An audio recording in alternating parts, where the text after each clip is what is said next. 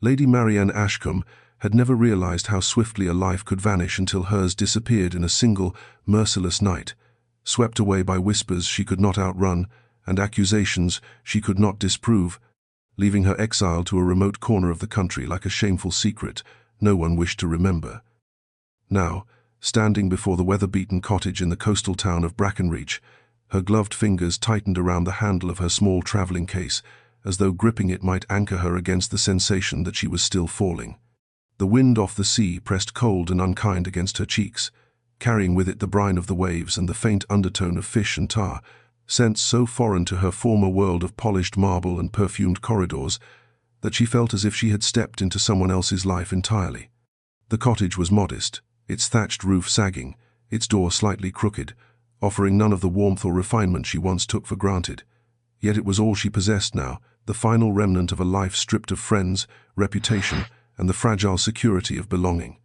She crossed the threshold with careful steps, her boots creaking against the uneven wooden floor, the interior dim and cool, the single hearth unlit, the silence heavy enough to echo against the inside of her chest.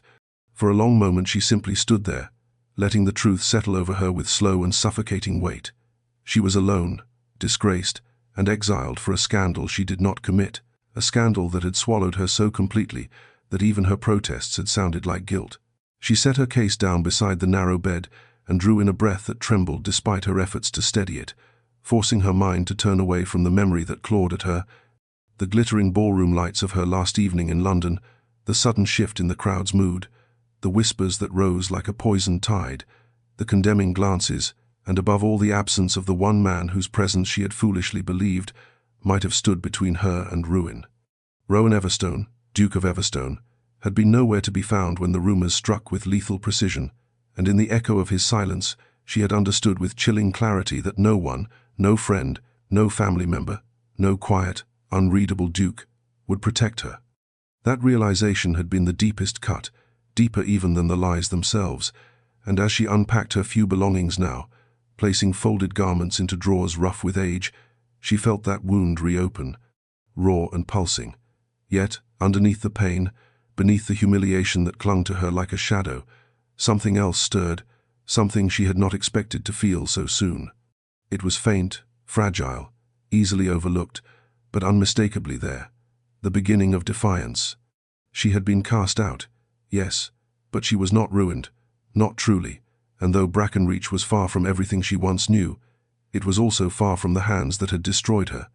Here, with nothing left to lose, she might learn to breathe again. And if London had buried her, then perhaps this wild, wind-battered place would teach her to rise.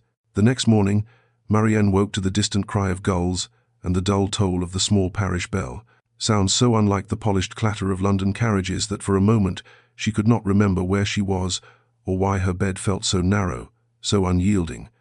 Then the truth rolled over her with the heaviness of an incoming tide, and she pushed herself upright, determined not to allow sorrow to drag her beneath its waves. She dressed in the plainest gown she possessed, smoothing the faded muslin, as if neatness might lend her strength, and stepped outside into the crisp coastal air that carried both the sharp tang of salt and the earthy aroma of seaweed drying on the rocks below. Brackenreach stretched before her in a humble scattering of cottages and crooked lanes, the townsfolk already moving about their morning errands with baskets in hand and suspicious glances flickering toward the unfamiliar woman who clearly did not belong. Marienne kept her chin lifted, her walk steady, though each sideways look pricked her like a nettle, reminding her how quickly people weave stories around those they do not understand.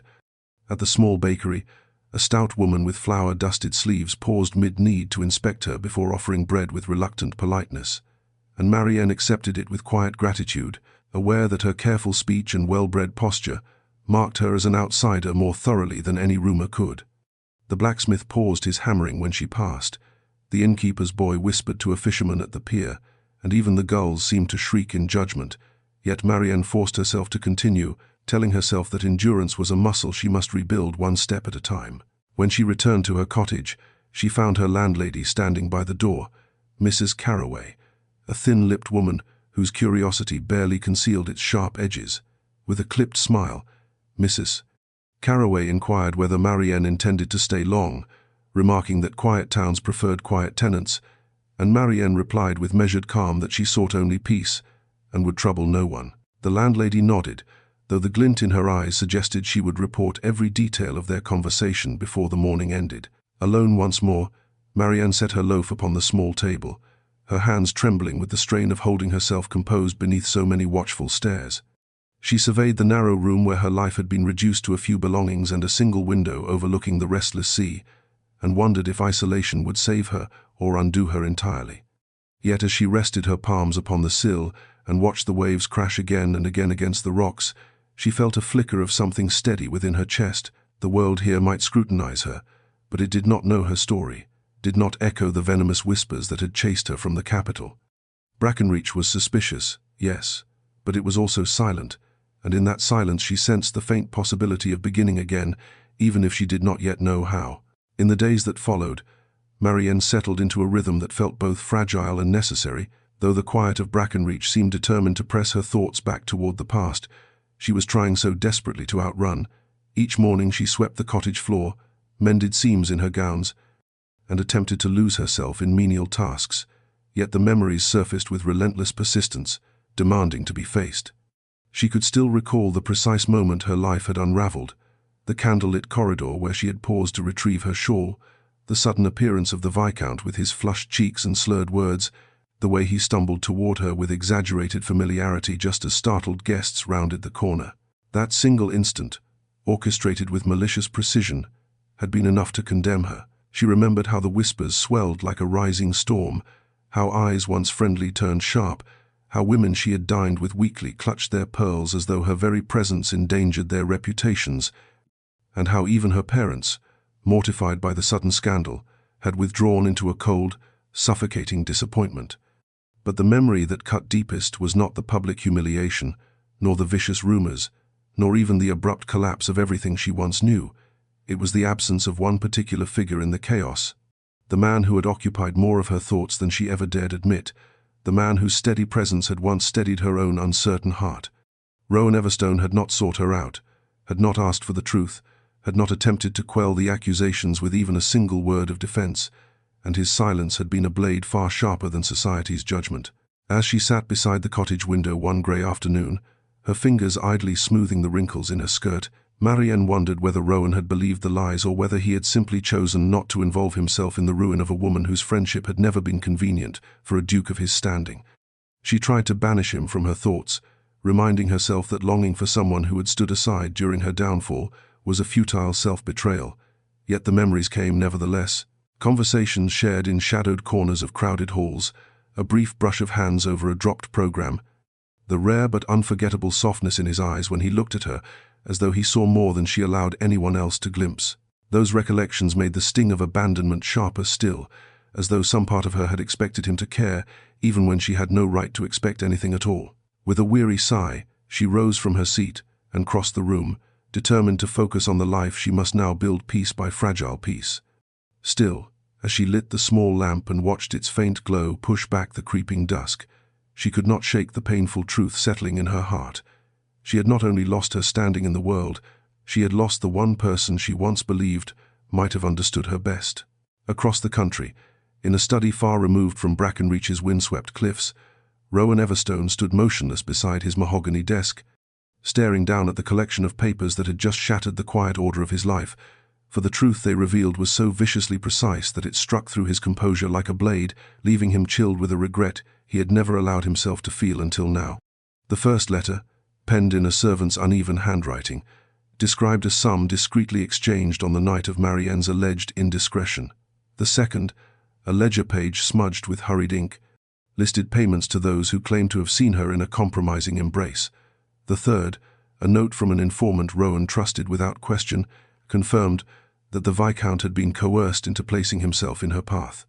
Rowan read each piece again, slower this time, as though repetition might lessen the blow, yet the truth only grew clearer.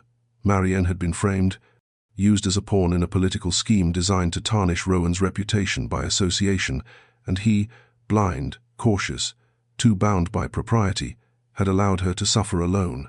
He sank into the nearest chair, feeling the weight of his failure settle heavily across his shoulders, for he remembered with agonizing clarity the night the accusations emerged. The murmurs that rippled through the ballroom, the way he hesitated, torn between stepping forward to protect her and fearing that doing so would worsen the scandal. His silence, meant as restraint, had instead become abandonment.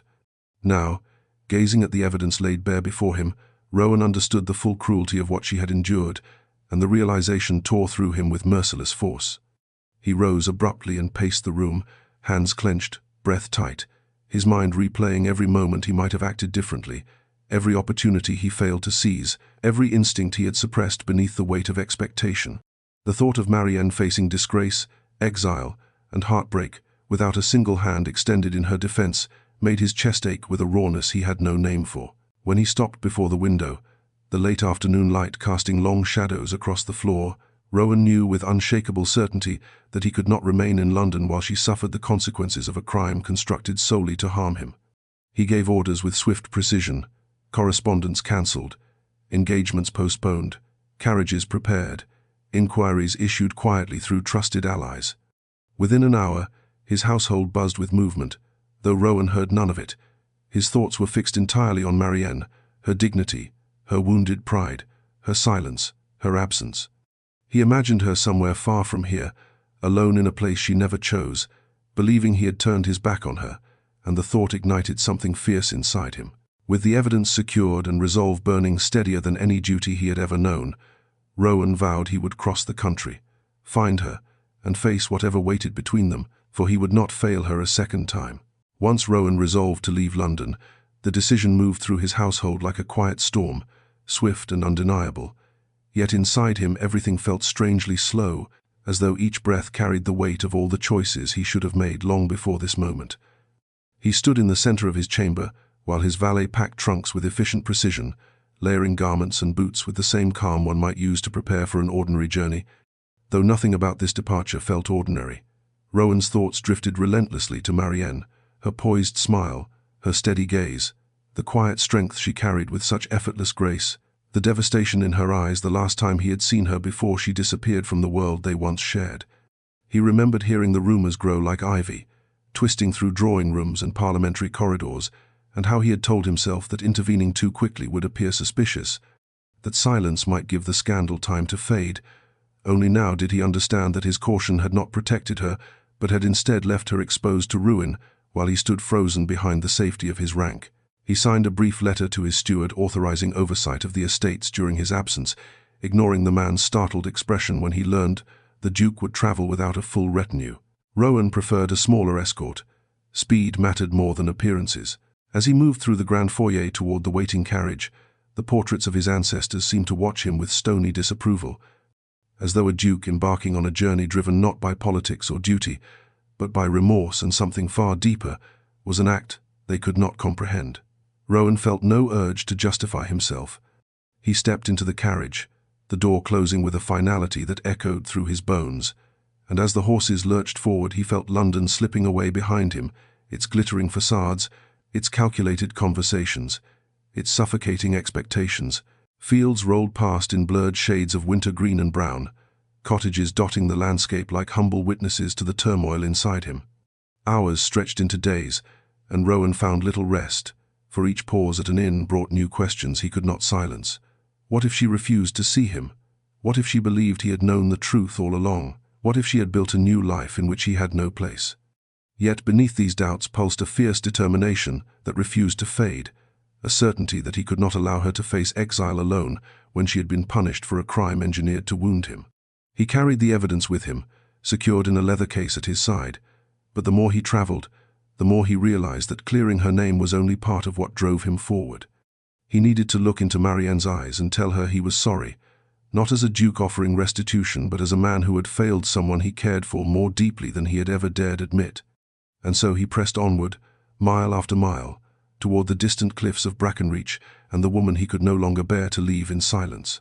Days in Brackenreach unfolded with a rhythm unlike anything Marienne had known, slower and quieter, shaped not by the relentless schedules of London society, but by the steady pulse of the sea and the practical needs of the villagers who lived by it.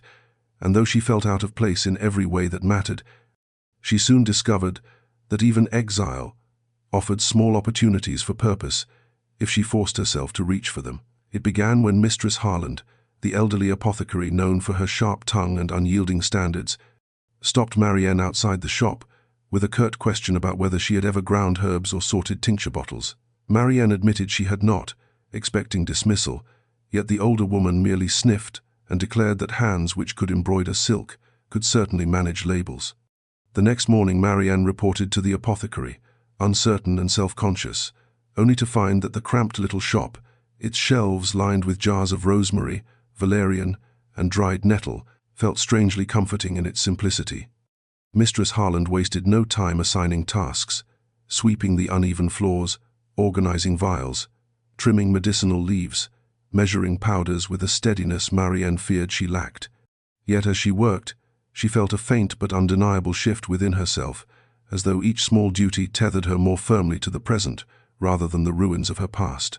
The villagers still watched her, though now with curiosity rather than suspicion, for there was something disarming about seeing a once elegant stranger stooping to collect fallen sprigs of lavender or carrying bundles of dried herbs through the market square.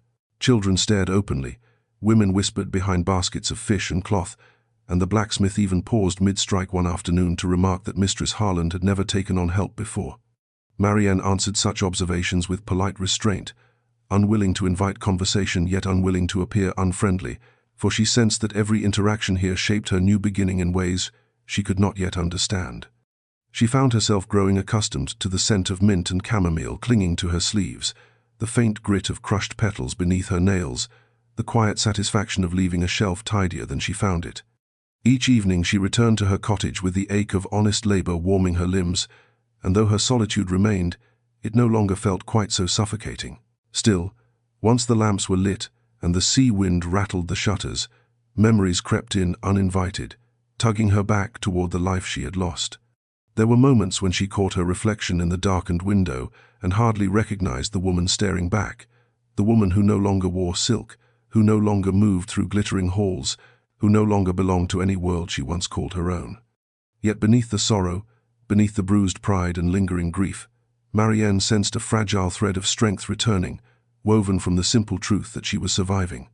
And in the quiet hours, when she allowed herself to breathe deeply and listen to the waves, she dared to believe that survival might someday grow into something more.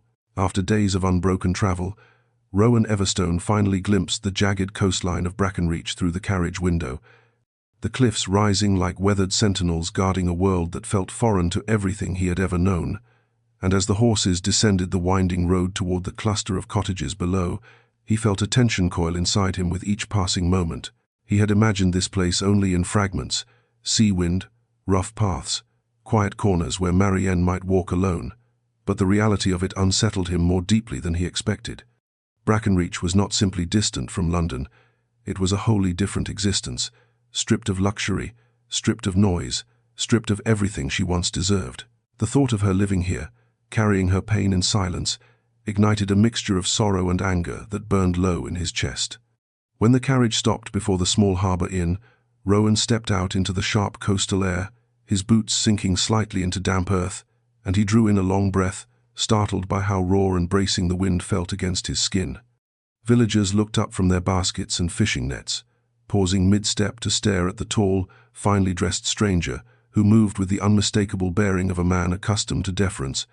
Their expressions held caution, curiosity, and something like muted suspicion, for Brackenreach did not welcome sudden arrivals, especially not noble ones. Rowan ignored the attention, striding into the inn with purposeful steps, though inwardly he felt the tremor of nerves he had not allowed himself to feel since the night Marienne disappeared from London. The innkeeper, a stout man with reddened cheeks, froze in surprise when Rowan introduced himself with quiet authority and requested a room and information about a lady recently come to town. The man hesitated, shifting his weight, clearly wrestling with the instinct to protect one of his own from an outsider, yet something in Rowan's expression, earnest, strained, uncharacteristically vulnerable, softened his reluctance. He mentioned an apothecary shop near the square and a young woman who had begun assisting the owner. Rowan's heart jolted. He thanked the man, his voice low, and ascended the narrow staircase to the modest chamber he would occupy for however long it took to secure Marienne's safety and forgiveness. Once alone, he stood by the small window overlooking the harbour, watching waves crash against the rocks with a violence that echoed the roiling inside him. He wondered whether Marienne would even agree to speak with him, whether she would turn away in cold refusal, whether she believed him complicit in her destruction. The possibility hollowed him, yet he knew he deserved whatever anger she carried. Still, he could not imagine turning back now. He had crossed too many miles, shed too many illusions, and uncovered too many painful truths. As dusk settled over Brackenreach, Rowan made a single, unshakable vow. He would not leave this town until he saw Marienne with his own eyes, and offered her every truth he had once kept locked behind silence. Marienne was sweeping the apothecary's front step, coaxing damp petals and bits of crushed leaves into a tidy pile, when an unfamiliar tension rippled through the air, a sensation so sudden and unexplainable that she paused mid-motion, the bristles of the broom hovering above the stone. She lifted her head instinctively, and the world seemed to narrow to a single, impossible sight.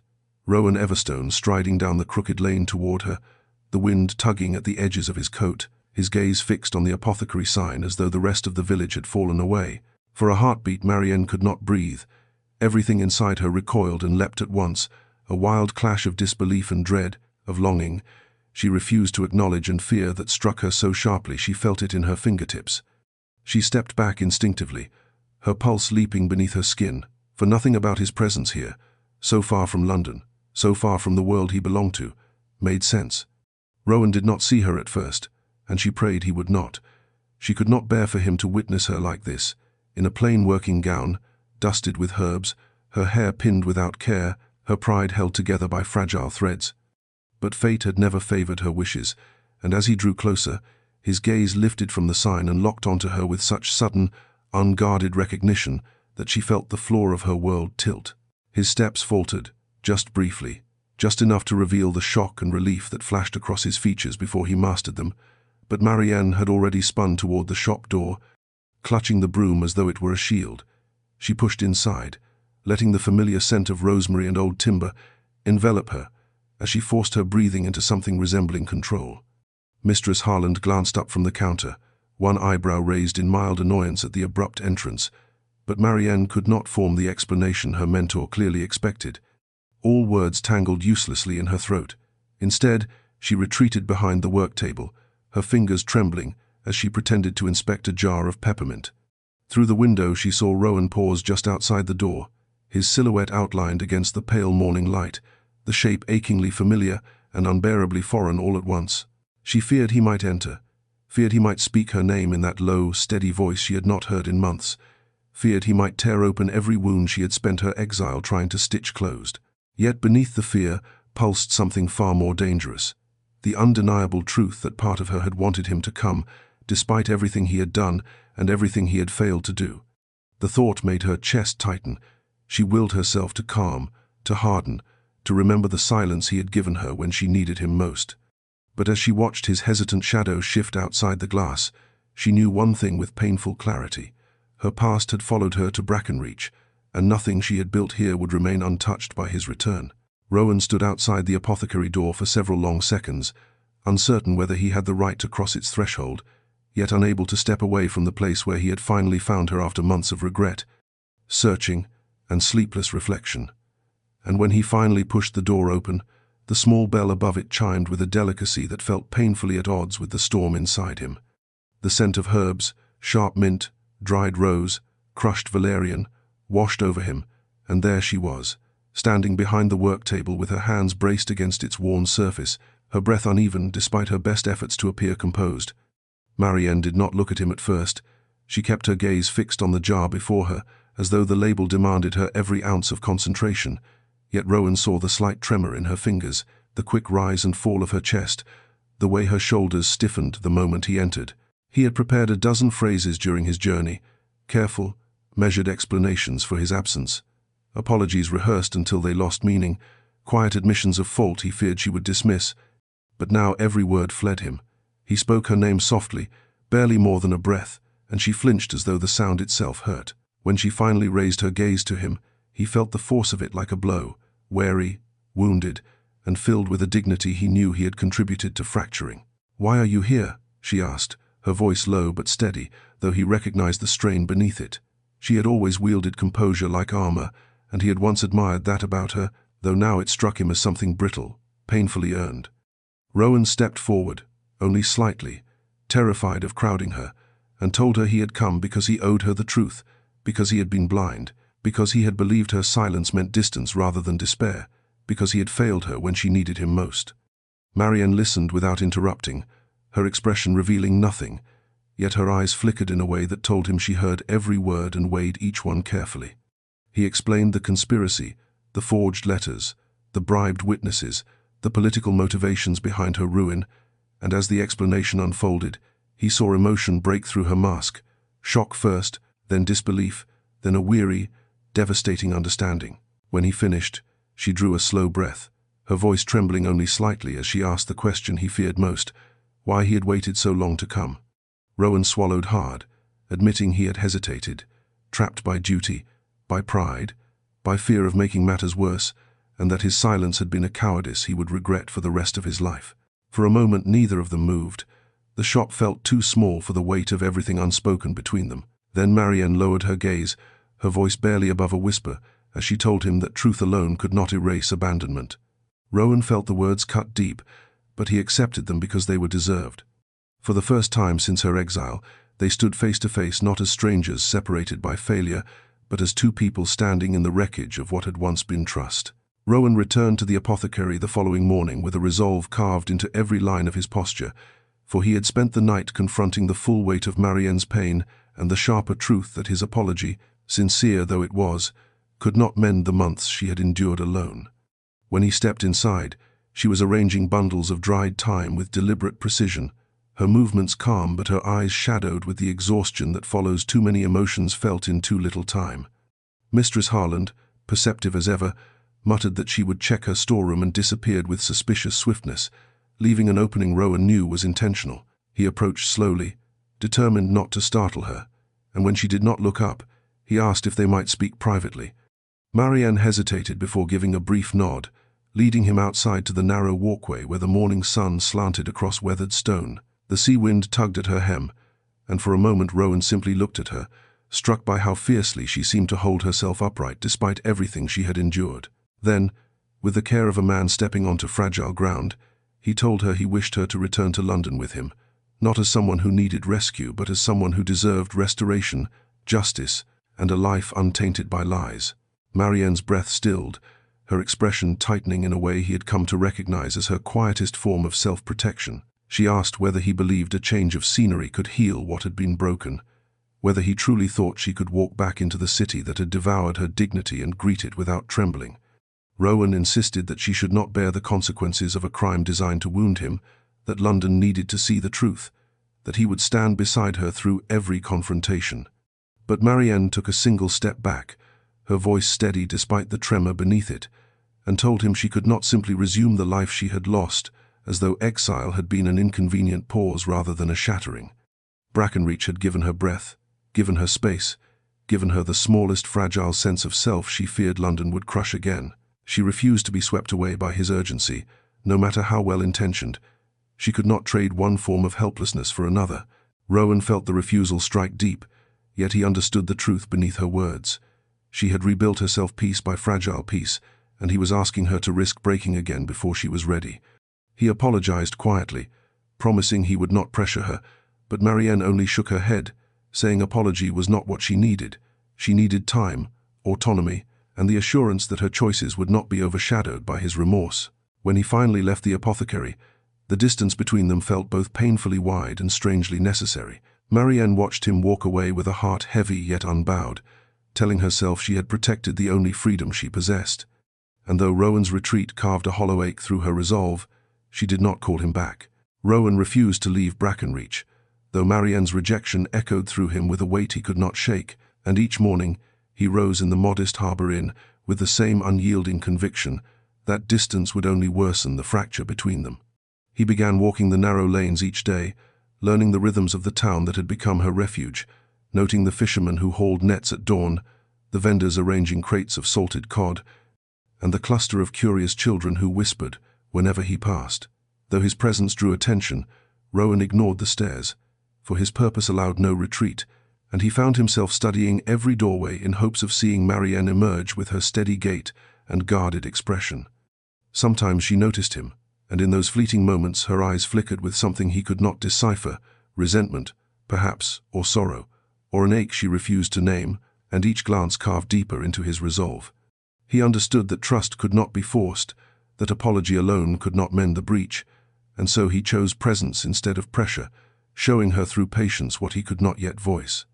Marienne tried to ignore him, though each sight of him unsettled the delicate balance she had struggled to build, and Mistress Harland, with her uncanny perceptiveness, muttered that the Duke lingered like weather, impossible to avoid and equally impossible to command.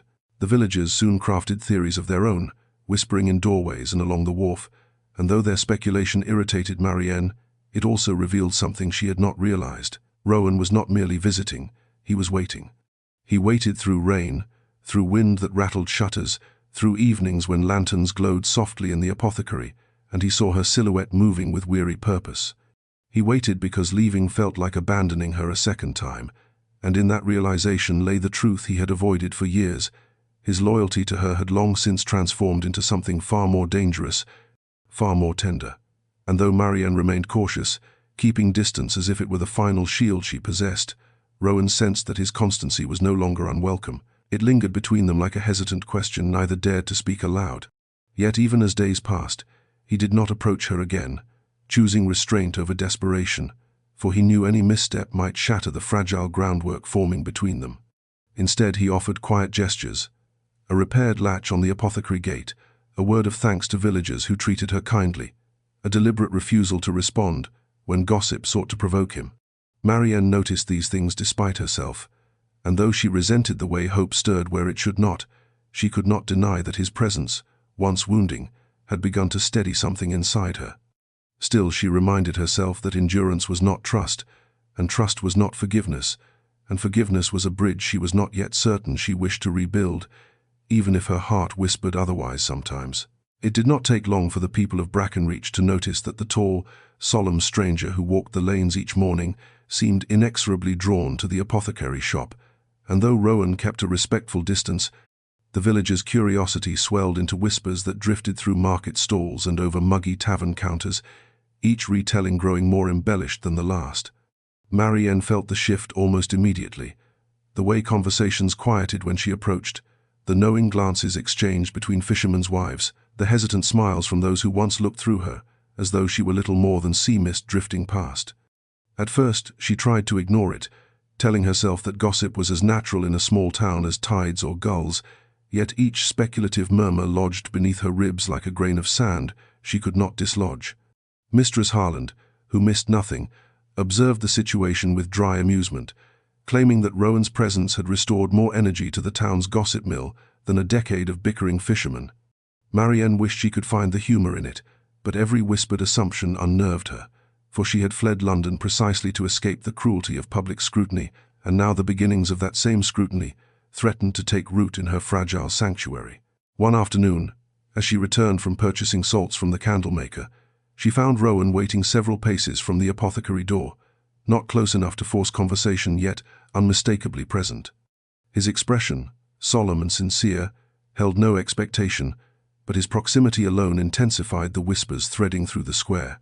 Marienne approached him with a tight, polite smile, her voice low as she asked him to stop lingering so visibly, insisting that the attention his presence drew risked unraveling the quiet life she had painstakingly built. Rowan apologized immediately, but his apology carried a strain she recognized, a deep reluctance born not from arrogance but from fear of appearing uncaring if he stepped back too far. He told her gently that he wished to respect her boundaries, yet could not bring himself to leave Brackenreach until he knew she was safe, until she no longer faced the consequences of a conspiracy meant to harm him. His words unsettled her more than she expected. She had braced herself for excuses or persuasion, not this quiet vulnerability that echoed something within her she refused to name. Villagers passing by cast curious glances, their interest sharpening as Marienne and Rowan stood together in the pale afternoon light. She knew this moment would fuel a fresh round of rumors, that the apothecary's helper and the mysterious nobleman shared some clandestine history, that he had come to claim her, that London itself trembled with the weight of their unresolved past. Marienne exhaled slowly, reminding herself that rumor did not equal truth, yet she felt the familiar ache of exposure, the fear that even here she might never outrun speculation. And when Rowan inclined his head respectfully and stepped back, granting her the space she requested, She felt a strange mix of relief and hollowness, as though distance, once a shield, had begun to feel like loss. The storm arrived without warning, sweeping in from the open sea with the kind of ferocity that turned gulls into frantic white specks and sent villagers hurrying indoors as shutters banged wildly against their frames. And Marienne, who had been closing the apothecary for the evening, felt the first cold droplets strike her face, just as a violent gust tore the shop's roof open with an ear-splitting crack. Rain poured through the exposed beams in a sudden torrent, drenching shelves of carefully sorted herbs and scattering parchment labels into soggy curls across the floor. She cried out and rushed forward, attempting to drag baskets of delicate roots away from the leaking sections, but the deluge overwhelmed her faster than she could move. Thunder boomed so loudly it shook the shelves, and Marienne felt panic claw at her throat, for the apothecary had become more than a place of work. It had become the fragile framework of her new life, and watching it drown beneath the storm felt like losing that fragile stability all over again. She struggled to push a waterlogged crate toward the counter when the door burst open, wind slamming it back against the wall, and Rowan stepped inside, soaked to the skin, breath heaving as though he had run through the gale itself to reach her. He surveyed the chaos with a single sweeping glance before moving toward her, ignoring the water pooling around his boots, and without hesitation he took the opposite side of the heavy crate, lifting with such force that Marienne nearly stumbled. She tried to protest, insisting she could manage, but Rowan only shook his head, rain dripping down his temples, determination etched into every line of his face as he said her safety mattered more than pride. Together they hauled the crate onto a high shelf, and for several minutes they worked in tense, breathless silence, dragging damp bundles away from leaks, covering vulnerable jars with oilcloth, using broken planks to divert water into buckets. Lightning illuminated the cramped shop in brief, startling flashes, and in each burst Marienne saw the same thing reflected in Rowan's expression: fear for her, not himself. The realization unsettled her deeply, weakening the shield she had fought to maintain.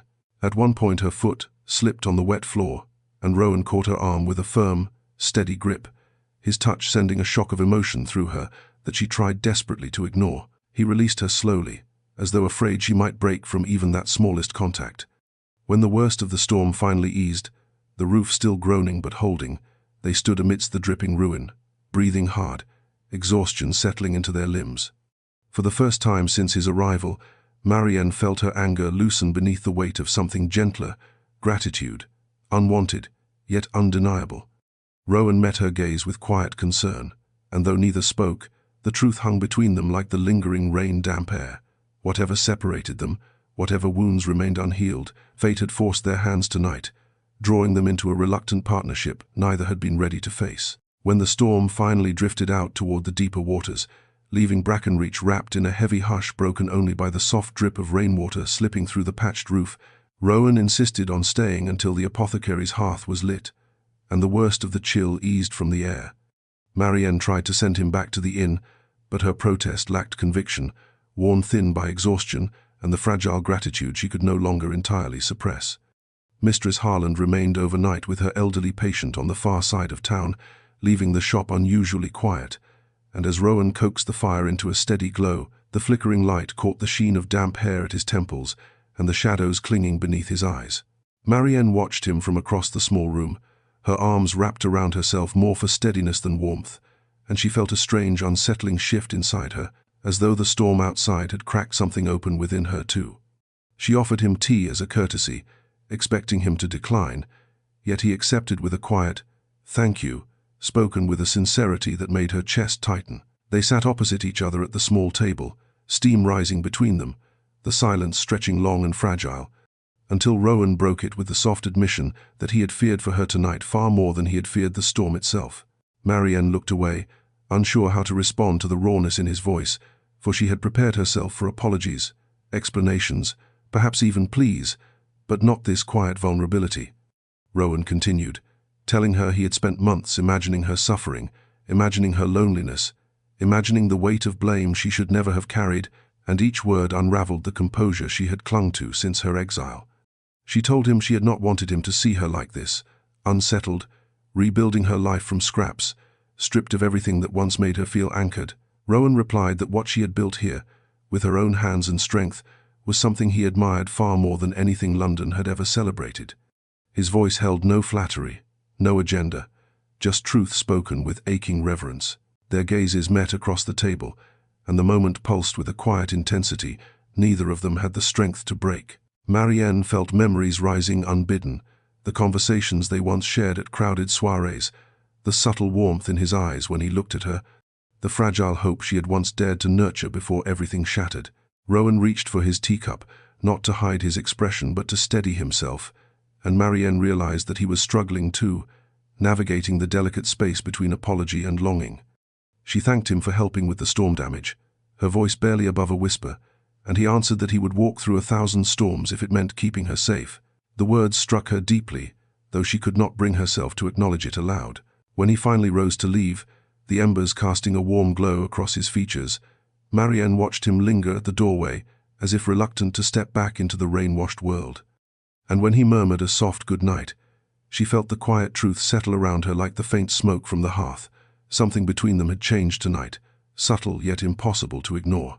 The morning after the storm dawned with an uneasy stillness, the sky washed pale as though the night's violence had drained the world of color, and Marienne stepped outside the apothecary to find puddles reflecting thin strips of silver light, while the air carried the faint scent of seaweed and wet stone. She was sweeping debris from the doorstep when a horse's hooves clattered sharply along the lane, drawing her attention to a rider in a dark traveling coat who dismounted with a speed suggesting urgency rather than courtesy. He approached her with a stiff bow, his gloved hand offering a sealed letter addressed in a bold, unfamiliar script. Marienne felt a prickle of unease as she accepted it, for the man's expression held the guarded detachment of someone delivering something unpleasant yet necessary. Without explanation, he remounted and rode off, leaving Marienne standing in the quiet lane with the unwelcome weight of dread settling across her shoulders.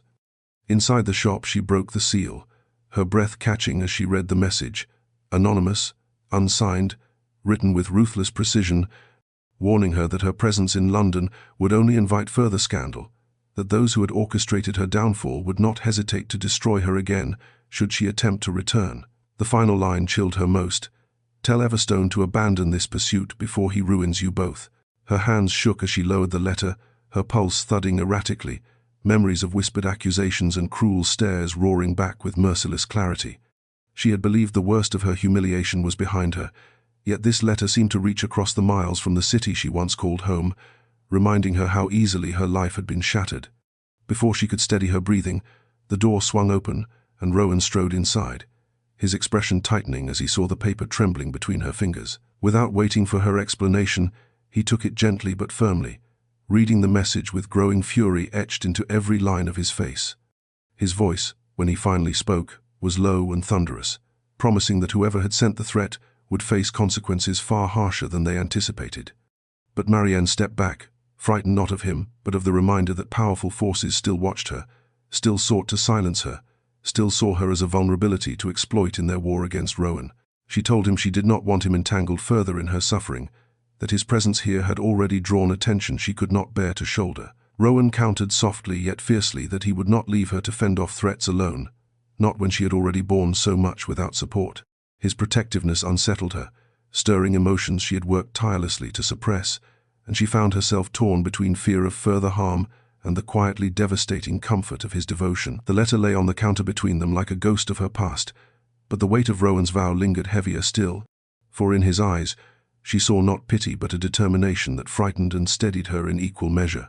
Rowan did not leave the apothecary until Marienne agreed, reluctantly, wearily, to hear the truth he had carried across the country, and once Mistress Harland stepped out to visit a patient in the far cottages, he closed the shop door with a quiet finality that made Marienne's pulse flicker in wary anticipation. She stood behind the counter, her arms folded as though bracing herself for another blow, while Rowan reached into his coat and withdrew a leather case worn smooth by days of handling. His expression held none of the polite restraint she had once associated with him. Instead, it bore the gravity of a man who knew what he was about to say might shatter whatever fragile ground lay between them.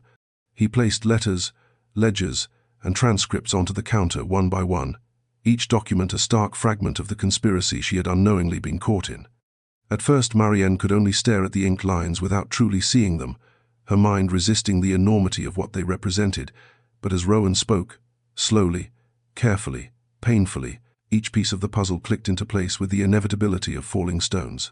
He told her of bribes paid to servants, of the Viscount coerced into approaching her, of forged correspondence crafted to resemble her handwriting, of political rivals who found her vulnerability an efficient tool for undermining his influence. Every revelation struck her with humiliating precision, for the truth did not lighten her pain so much as sharpen it, showing her how meticulously her ruin had been orchestrated. Marienne gripped the counter to steady herself, the wood digging into her palms, her breath struggling to escape past the tightness in her chest. She asked him why he had not seen this sooner, why he had not questioned the accusations, why he had not come to her defense when the world turned against her. The questions tumbled out, raw and trembling, fueled by months of suppressed hurt. Rowan listened without flinching, accepting each word like a deserved blow. He admitted that he had doubted his instincts, feared appearing biased in her favor, believed, foolishly, that silence would prevent further scandal rather than magnify it. He confessed that his hesitation had been cowardice disguised as caution, and that his failure to trust her had haunted him every day since her exile. His voice cracked when he said he had imagined her loneliness, imagined her shame, imagined her walking into a strange place with no one to defend her, and each imagining had carved deeper into his conscience until he could no longer bear the weight of it. Marienne felt tears prick at her eyes, though she refused to let them fall. She would not grant her past that much power. Yet beneath her anger, beneath her grief, something softened, for Rowan's remorse was not a performance but a truth laid bare with aching honesty. She looked down at the scattered documents, at the proof of her innocence, and realized that though knowledge could not restore what she had lost, it offered something she feared she would never possess again: vindication. And with that realization came the faint, dizzying sense that reclaiming her future might at last be possible. Marienne barely slept that night, for Rowan's revelations had unraveled the tightly woven fabric of her exile, leaving her staring into the dim glow of her single lamp as her mind reeled with fury, sorrow, and a strange, cautious clarity that both frightened and fortified her. She had expected the truth to soothe her, to patch the wounds she carried, yet instead it sharpened every memory of humiliation until they glinted with bitter precision. Still, beneath the ache, something steadier stirred, a realization that she had survived the worst already, and if she was strong enough to endure disgrace alone, she was strong enough to claim justice on her own terms. By dawn she rose with a resolve that felt unfamiliar and invigorating, as though she had drawn breath from the storm itself. She walked to the cliffs overlooking the restless sea, letting the spray sting her skin while she sorted through the tangled pieces of her heart. Brackenreach had given her refuge, but it had also given her time to grow into a woman who no longer trembled at society's judgment. She knew she could not remain here forever, hiding behind the illusion of peace while her name lay tarnished and her silence allowed her accusers to thrive unchallenged. Yet she also knew she would not be pushed or guided by Rowan's guilt. If she returned to London, it would be because she chose to, not because anyone urged her. When Rowan arrived later that morning, his expression cautious, she surprised him by asking to speak somewhere quiet, away from the eyes of the villagers. They walked to the edge of the dunes where the wind softened and the horizon stretched endlessly, and there she told him, with steady conviction, that she intended to confront the men who had orchestrated her downfall. Rowan's breath caught, a mixture of admiration and worry flickering across his features, and he immediately offered his protection and influence. But Marienne raised a hand, silencing him gently, and said she did not need a savior. She needed an ally who respected her voice and her strength, not someone who overshadowed them. Rowan nodded, humbled by the certainty in her tone, and promised he would follow her lead in all things, lending support without dictating decisions. For the first time since her exile, Marienne felt truly seen, not as a scandal, not as a broken woman, not as someone to be pitied or shielded, but as someone capable of reclaiming her life with her own resolve. As they walked back toward the village, the weight on her chest eased, replaced by a cautious but emerging sense of power. She knew the path ahead would be perilous, filled with the same cruelty that once crushed her, yet she no longer felt trapped or small. She was stepping toward her past, not in defeat, but in defiance. And though Rowan walked beside her silently, she sensed he understood the significance of this shift, understood that the woman he had come to find was no longer the one who had been exiled, but someone stronger, braver, and determined to shape her own fate. Rowan arrived at the apothecary early the next morning, carrying the leather case of evidence as though it were both a burden and a vow, and Marienne met him with an expression that held neither fear nor hesitation, but a calm, sharpened determination that took him a moment to fully absorb. They sat at the small table in the back room, one worn smooth by years of herbal preparation, and spread the documents between them, the inked lines revealing the careful cruelty of a conspiracy that had nearly destroyed her. For a long moment they said nothing, the weight of the impending journey settling around them like the coastal mist. But then Marienne began asking precise questions, seeking to understand each connection, each bribe, each forged letter, as though the truth had become a map she must memorize before returning to the battlefield that had once consumed her. Rowan answered each inquiry with quiet concentration, offering details she had not yet seen, explaining which parliamentary allies might support her and which members of society could be relied upon to speak the truth once the evidence surfaced. His voice held no arrogance, no assumption of leadership, only respect, only partnership, and Marienne felt a surprising steadiness rise within her as she realized he genuinely intended to follow her lead. She suggested preparing a written account of the events in her own words, so that when she spoke before those who wronged her, her voice would not falter. Rowan agreed, retrieving parchment and ink, and together they began shaping her testimony. Marienne spoke slowly at first, the memories painful to revisit, but soon her words gained rhythm, strength, and clarity, her hand moving decisively across the page. Rowan watched her with a mixture of admiration and remorse, witnessing how fiercely she reclaimed the narrative of her own life. When her voice wavered, he offered reassurance rather than instruction, reminding her that truth needed no embellishment to carry power. As the hours passed, the tension between them softened into something steady, almost warm, the kind of quiet closeness formed not from longing alone but from shared purpose. Marienne felt it too, though she refused to examine it too deeply, focusing instead on the task before them. They organized the evidence into sealed packets, drafted letters to those who could help reopen the investigation, and discussed the logistics of leaving Brackenreach without stirring undue attention. Mistress Harland returned in the late afternoon and observed their work with a knowing lift of her brow before declaring that Marienne's presence in London was overdue and that Rowan had better prove worth the trouble he was causing. When evening settled and lanterns glowed softly through the mist, Rowan walked Marienne home through the quiet village. Neither spoke much, but their silence no longer felt brittle. It felt aligned, resolute.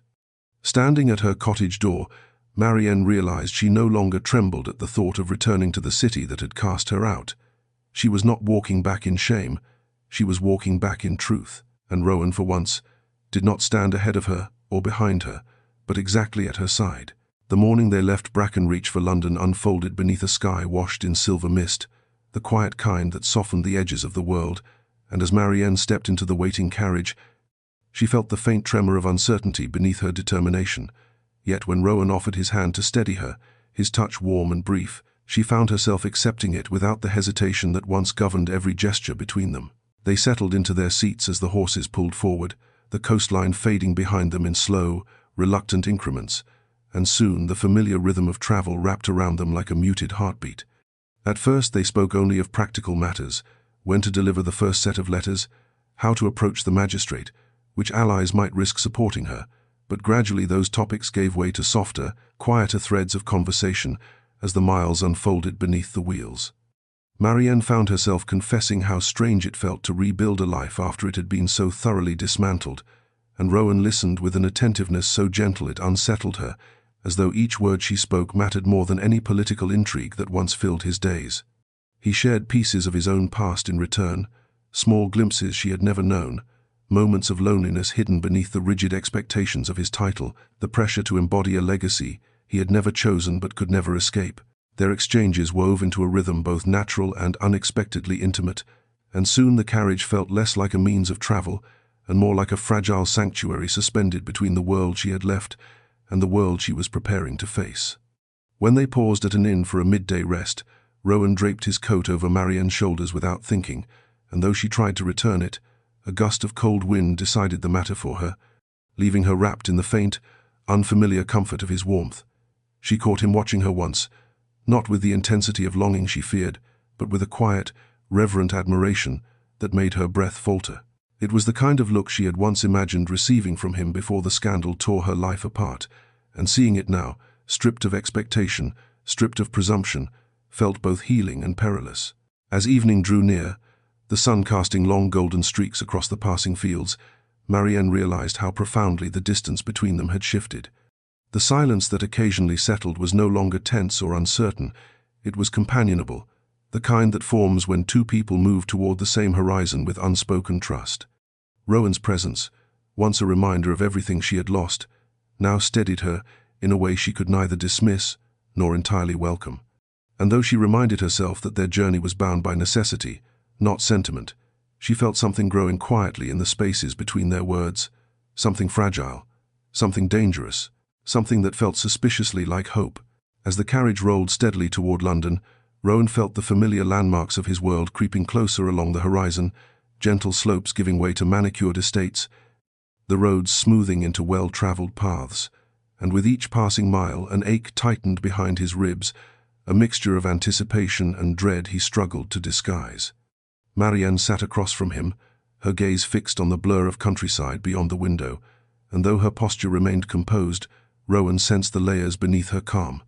The apprehension of returning to a city that had once torn her apart, the determination to reclaim her truth, the quiet vulnerability she rarely allowed to surface.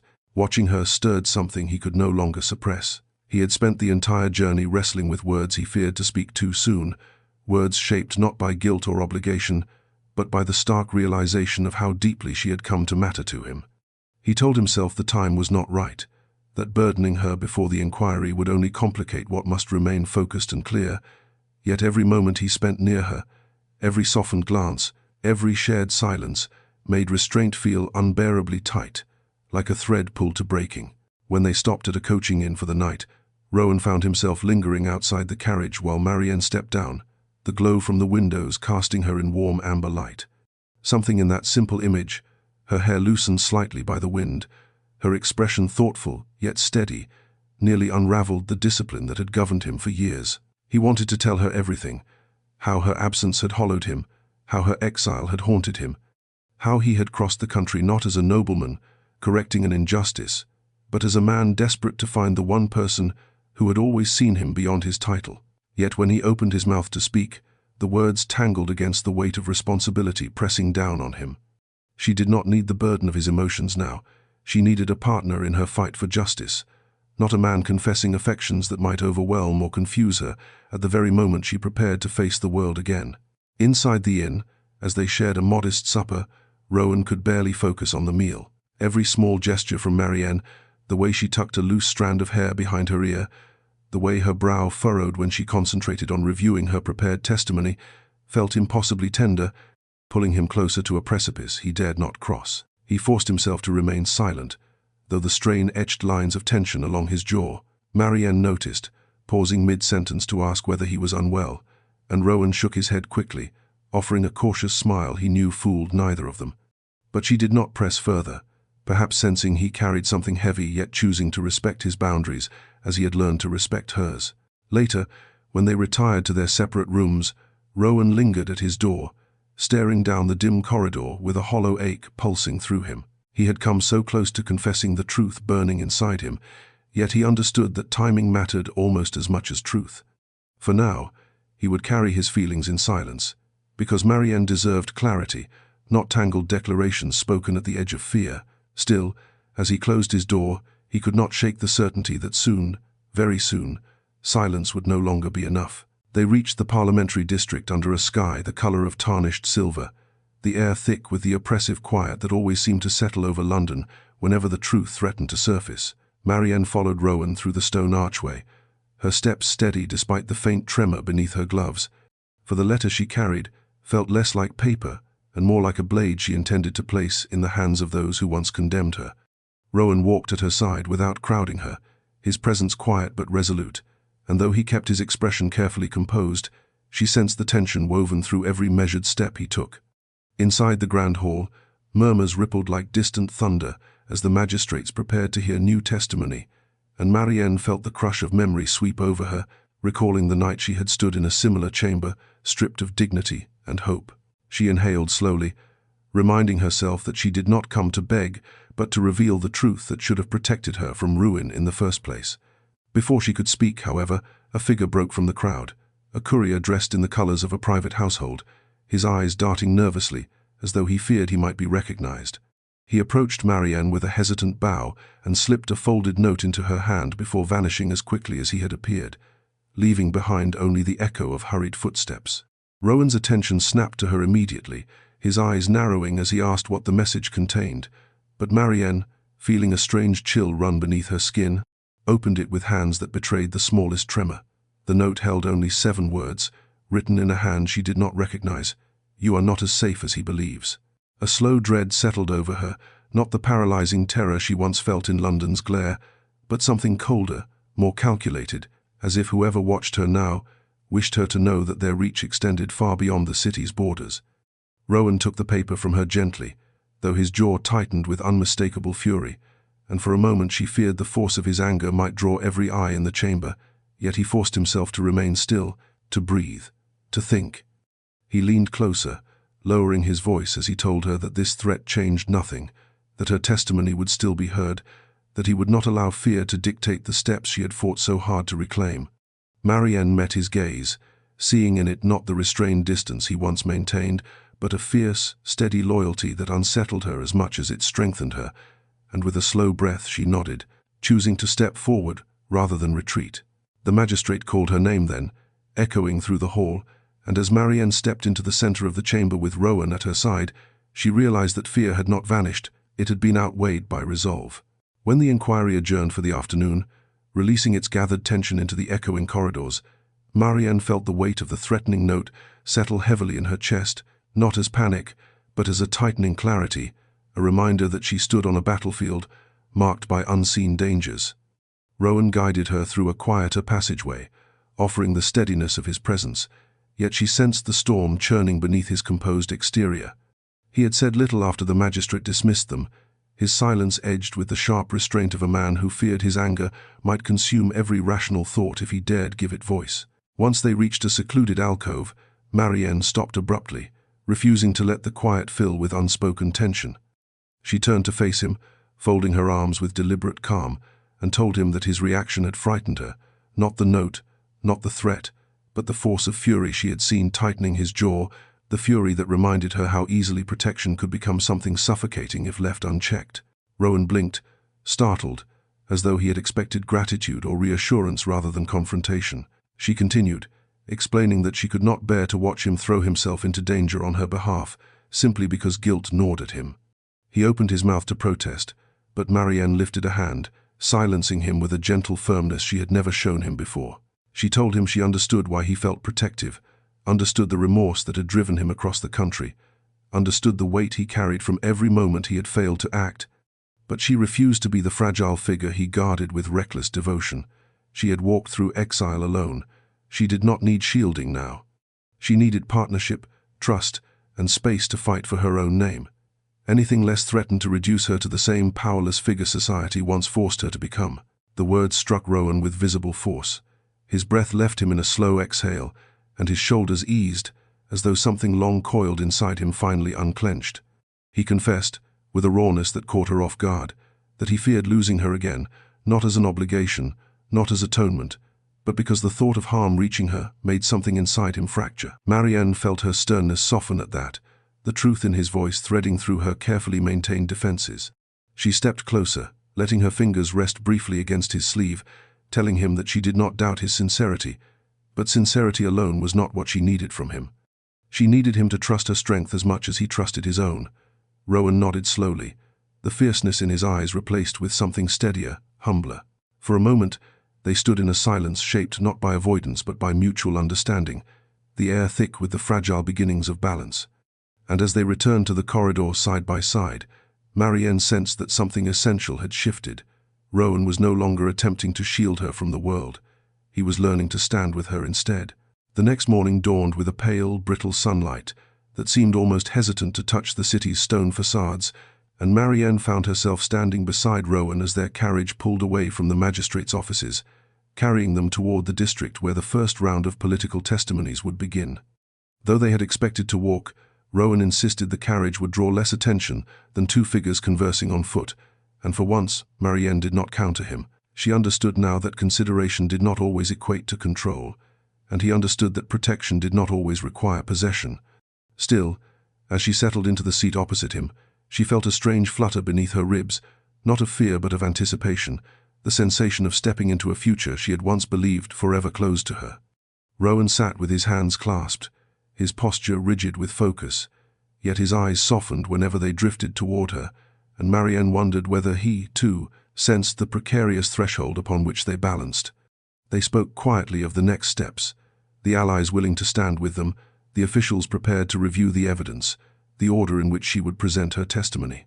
But soon their conversation shifted, not through intention but through a lull in the city's noise, and Marienne felt compelled to express the thought that had lingered with her since the day they left Brackenreach, that she never wished to return to London under the shadow of disgrace. Rowan listened intently, nodding with a gentleness that softened the harsh lines of responsibility etched into his features. He assured her she was not returning as a supplicant, but as a force capable of reshaping the truth that had once crushed her. His voice held conviction, but more than that, it held a quiet reverence that sent a warm, unsettling ache through her chest. She turned her gaze toward the window, watching familiar streets slip past, each one echoing fragments of memories she refused to dwell upon. The last time she had traveled these roads, she had been cloaked in shame, avoiding every glance. Now she felt the faintest fire of purpose lighting within her, steadying her spine. As they neared the parliamentary courtyard, Rowan shifted slightly, his hand brushing the side of the seat as though resisting the impulse to reach for her. Marienne noticed, and the subtle restraint made her pulse quicken, for it held more honesty than any grand gesture could. She realized then that something between them had changed irreversibly, not in loud declarations or trembling confessions, but in the way their silences had grown comfortable, in the way trust had begun to weave itself tentatively back through the fractured spaces between them. The carriage slowed, passing through the iron gates, and Rowan met her gaze with a steady, grounding look that asked a question and offered an answer all at once. They were stepping into uncertainty, but they were stepping into it together. Marienne drew a breath, lifted her chin, and when the carriage door opened, she walked forward, not as the woman London had cast out, but as the woman she had fought to become. The gathering at the Countess of Ravenshaw's residence felt less like a social event, and more like a silent battlefield, its grand chandeliers gleaming above a sea of polished ambition and carefully concealed malice. And as Marienne stepped through the entrance hall on Rowan's arm, a wave of whispers rippled through the room with the sharpness of drawn blades. She felt the weight of every gaze upon her, the curious, the judgmental, the suddenly sympathetic, and though her pulse quickened beneath her gloves, she forced her shoulders to remain lifted, her posture regal in a way exile had not stripped from her. Rowan kept his presence beside her, steady and unobtrusive, offering neither possession nor distance, only a quiet reassurance that she need not walk this delicate gauntlet alone. The Countess greeted them with a warmth that seemed almost performative, her eyes flicking between Rowan and Marienne with the practiced swiftness of a woman measuring political tides, and Marienne answered with polite courtesy, aware that every syllable she spoke would be scrutinized and retold before the night ended. As they entered the main hall, clusters of guests parted instinctively, creating a pathway lined with eyes that pretended not to stare. Some offered tentative nods, eager to align themselves with Rowan's rising influence and Marienne's emerging vindication. Others wore expressions of thinly veiled disdain, unwilling to relinquish the comfortable narrative of scandal they had clung to for months. Marienne kept her chin lifted, resisting the urge to shrink beneath their scrutiny, reminding herself that she had not returned to reclaim their approval but to reclaim her truth. Yet the memory of the night she had been cast out, the heavy silence, the accusing stares, the sudden isolation, pressed at the edges of her composure, threatening to seep through the cracks. Rowan sensed it. Without touching her, he shifted closer, forming a quiet bulwark between her and the murmuring crowd, and the subtle gesture steadied her in a way she could not fully articulate. A group of society matrons approached, their polite smiles stretched thin, and began inquiring after her health with saccharine tones that barely masked their hunger for fresh drama. Marienne answered with poised restraint, offering nothing that could be twisted into gossip. One of them, emboldened by the other's presence, asked directly whether Marienne planned to confront those who had wronged her. Before she could respond, Rowan's voice cut through the tension, cool, assured, and unmistakably protective, stating that the inquiry would proceed according to the magistrate's timeline and that unfounded speculation served no one. His intervention shifted the air, drawing a hush that spread outward like ripples in a still pond. As the evening wore on, Marienne found small pockets of composure amid the storm of attention, though her heart thudded with the reminder that the true confrontation still awaited her. Tonight was merely the prelude, society's first glimpse of the woman they thought they had destroyed. And when she caught Rowan watching her, admiration softening the intensity of his gaze, she felt a quiet spark ignite within her, a reminder that she no longer faced the lion's den alone. When the chamber doors closed behind her, sealing her within the vast marble hall where the most powerful voices of London debated the fate of reputations and futures, Marienne felt a tension sweep through her body so swift and sharp it nearly stole her breath. Yet she forced her steps to remain steady as she crossed the polished floor toward the raised platform where the magistrate sat in solemn anticipation. The murmurs that followed her arrival carried a familiar sting, echoing the night of her downfall, but now the sound did not crush her. It fueled her resolve, strengthening the quiet fire she had kindled in Brackenreach. Rowan walked beside her until the final permitted step, then stopped, offering her a subtle nod that told her more than words. She was not here as a shadow of scandal, but as a woman prepared to reclaim what had been stolen from her. Facing the magistrates, Marienne lifted her chin and announced that she sought permission to present evidence regarding the false allegations that had once condemned her, and after a moment of charged silence, the presiding official granted her the floor. Her voice wavered only briefly as she described the night her reputation had been weaponized, explaining how the Viscount had appeared suddenly in her path, how witnesses had emerged with uncanny convenience, and how swiftly the accusations had spread. As she spoke, she saw flickers of disbelief, curiosity, and dawning unease ripple through the gathered audience, for this was not the timid figure they remembered from her initial disgrace. This was someone forged through exile and heartbreak into quiet steel. Rowan stepped forward then, presenting the first sealed ledger that traced payments from a political rival's coffers to the servants who claimed to have witnessed Marienne's supposed impropriety. Gasps broke through the hall, followed by sharp whispers as the magistrates examined the damning signatures and dates. Marienne continued with the second piece of evidence, a forged letter meant to appear in her handwriting, attempting to lure the Viscount to the scandalous meeting. She explained how the ink analysis, conducted by a trusted scholar, proved the deception with absolute certainty. The magistrates exchanged looks heavy with concern. When she revealed the testimony from the Viscount himself, confessing he had been coerced and threatened into participating, the hall erupted in chaos. Even those who once dismissed Marienne now recoiled from the truth laid bare before them. Her accusers, a cluster of polished, self-assured men who had expected this inquiry to die quietly, shifted uneasily, their practiced composure cracking.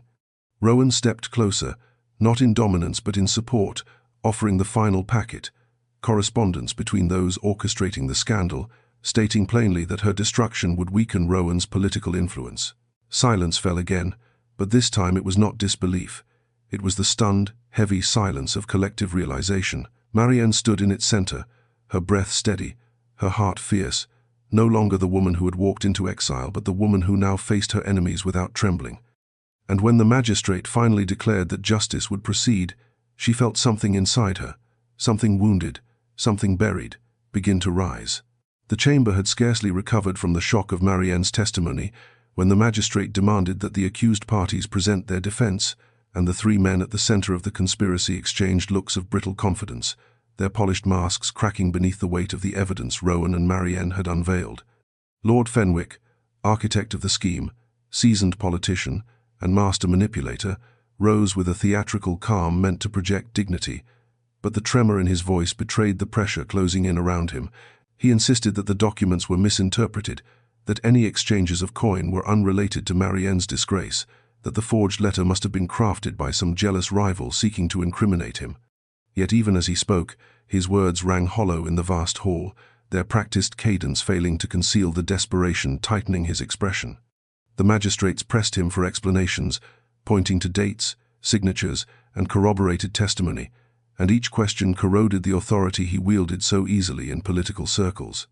Marienne watched with steady composure, feeling no triumph, only a grim, quiet justice she had never dared hope to witness. When the Viscount himself was called forward, his gaze flickered toward Marienne with shame so profound it softened even some of the more cynical observers. He confirmed that he had been threatened with financial ruin and promised political favor if he complied with Lord Fenwick's orchestrated encounter.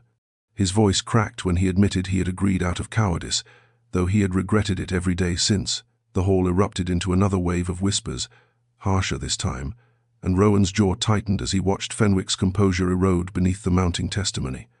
The magistrate then revealed correspondence recovered from Fenwick's study, letters written in his unmistakable hand, outlining strategies to undermine Rowan's growing influence, and referencing Marienne only as a vulnerable piece easily toppled. Gasps rippled through the room, followed by the icy hush of collective condemnation. Fenwick's attempt to protest faltered completely, leaving him grasping at fragments of dignity he no longer possessed. Marienne felt Rowan step subtly closer, not touching her, not drawing attention, only offering the silent support that had become a steady anchor for her since their reconciliation began. She met his gaze briefly, and in his eyes she saw fierce pride, unwavering loyalty, and something gentler still, something that warmed her even amid the tension filling the room. As the magistrates conferred in low, urgent tones, Fenwick's remaining allies shifted uncomfortably, distancing themselves from the man who had once commanded their respect. The chamber doors opened abruptly to admit additional officials bearing sealed evidence, records of Fenwick's illicit dealings spanning years. The hall erupted again, louder, sharper, as the scope of his corruption became undeniable. When the magistrate finally struck his gavel, announcing a formal investigation and immediate restrictions on Fenwick's political authority, a wave of relief washed through Marienne so unexpectedly she nearly lost her breath.